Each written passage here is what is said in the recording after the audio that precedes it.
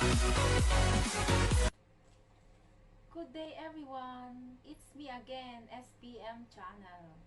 Isa na naman pong video tutorial ang ituturo ko sa inyo kung paano nga ba maglagay ng channel trailer sa ating YouTube channel. Ano nga ba ang channel trailer? Ang channel trailer po ay isang video na makikita sa tabihan ng channel page mo. One of the best way para ma-convert mo ang mga viewers into subscribers ay ang pagkakaroon ng channel trailer sa YouTube channel mo.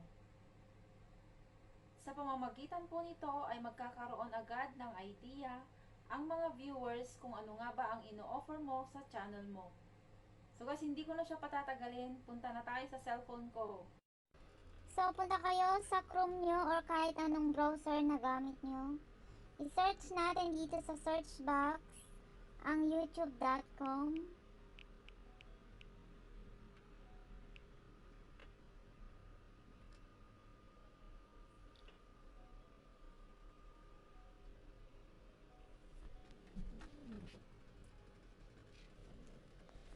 Ayan. So, i-click nyo ang tatlong dot. I-check natin kung naka-desktop site. Ayan. Click nyo ang profile icon. At itong YouTube Studio.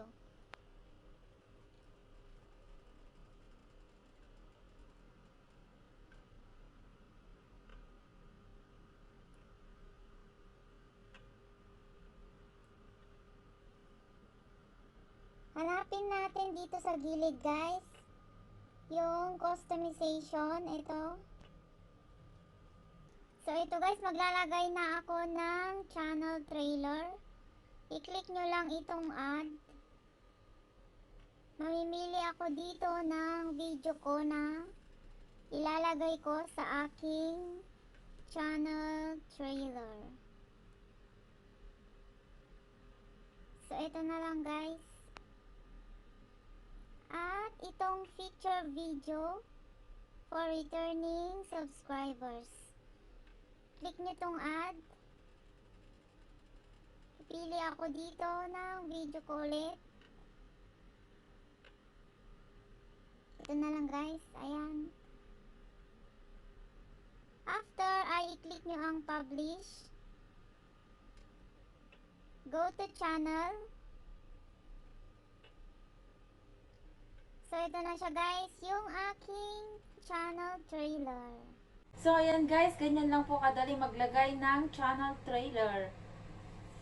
Sana po may natutunan kayo ngayon sa aking tutorial at kung mayroon man, please like, comment, share, and click the subscribe button and hit the notification bell para po updated kayo lagi sa aking mga i-upload pang mga video.